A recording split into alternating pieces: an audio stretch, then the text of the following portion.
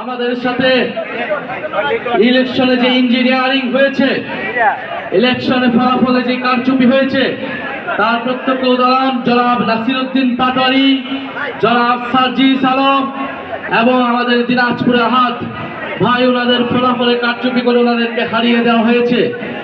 এছাড়া 11 জোটের নেতৃবৃন্দদের বিভিন্ন দলের এমপি প্রার্থীদেরকেও হারিয়ে দেওয়া হয়েছিল। আমরা গণতন্ত্রের সাথে রাষ্ট্রীয় স্থিতিশীলতার স্বার্থে এই ফলাফল নিয়ে আমরা 2টি শপথ নিয়েছি, কিন্তু সরকার দল যারা সরকার গঠন করেছে তারা 1টি শপথ নিয়েছিল। তারা এই নির্বাচনের পরে শপথের দিনই তারা জনগণের প্রতি যে কমিটমেন্ট, সেই কমিটমেন্ট তারা ভঙ্গ করেছে। এবং আমরা ধীরে ধীরে দেখতে পাচ্ছি 1 মাস হয়নি, কিন্তু দেশ আজকে কোন দিকে যাচ্ছে। আজকে বাংলাদেশ ব্যাংকে মব তৈরি করে সেই ব্যাংক দখলের চেষ্টা করা হচ্ছে। সংসদে সরকারে ঋণ খেলাপিদেরকে নিয়ে যাওয়া হয়েছে। আজকে দুদকের মতো প্রতিষ্ঠানকেও দলীয়করণ করার চেষ্টা করা হচ্ছে। আমরা এমন একটা দেশের দিকে যাচ্ছি যেখানে আপনি চাঁদাবাজকে চাঁদাবাজ বলতে পারবেন না। চাঁদাবাজকে চাঁদাবাজ বললে আপনার বিরুদ্ধে মামলা দেওয়া হবে।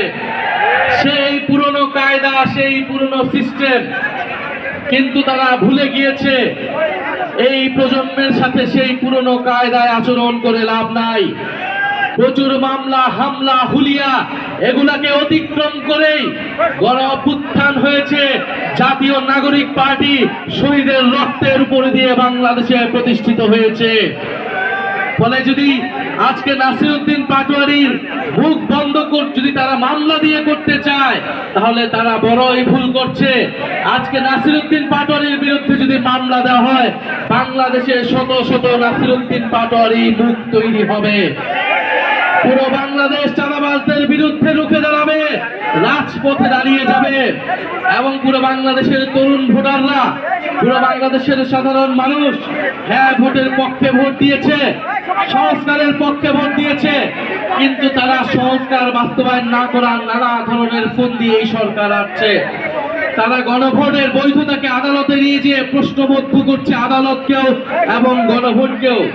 আমরা আর অপেক্ষা করছি, যদি 12 তারিখ অধিবেশনে সংস্কার পরিষদ গঠিত না হয়, যদি সংস্কারের জন্য উদ্যোগ গ্রহণ না করা হয়, আপনারা আমরা যারা হ্যাঁ ভোট দিয়েছি, নিজেদের ভোটাধিকার, নিজেদের অধিকার রক্ষার জন্য আমাদেরকে আবারও রাস্তায় নামতে হবে। সেটার জন্য আপনারা প্রস্তুত থাকবেন ইনশাআল্লাহ। আমরা ঐক্যবদ্ধভাবে চাঁদাবাজ, ঋণ খেলাপি এবং সংস্কার বিরোধী শক্তিদের বিরুদ্ধে আবারও লড়াইয়ে সামিল হব। প্রিয় বরিশালবাসী, দেশে আজ জ্বালানি সংকট শুরু হয়েছে। আপনারা পাম্পে গেলে পেট্রোল পাবেন না, শুধু সরকারের লোক, প্রশাসনের লোকদেরকেই তেল দেওয়া হচ্ছে। সাধারণ মানুষ গেলে ঘন্টার পর ঘন্টা লাইনে থেকেও আমরা তেল পাচ্ছি না। এই যে আমরা বিভাগীয় সফরে বের হয়েছি, আমরা বিভিন্ন পাম্পে যাচ্ছি, কিন্তু আমরা তেল পাচ্ছি না। পুরো গ্লোবালি এই তেলের সংকট, জ্বালানির সংকট, বাংলাদেশের উপর অর্থনৈতিক চাপ আসতেছে। সেই চাপ মোকাবেলায় যদি বাংলাদেশের জনগণ সহায়তা না করে, যদি বাংলাদেশের সকল রাজনৈতিক পক্ষ তারা যদি আওয়ামী কায়দাতেই কাজ করে, তাহলে আমাদেরকেও সেই কায়দাতে যেতে হবে, গণ অভ্যুত্থানের কায়দাতে আমাদেরকে যেতে হবে। কিন্তু আমরা বিএনপিকে আওয়ামী লীগের মতো ট্রিট করতে চাই না।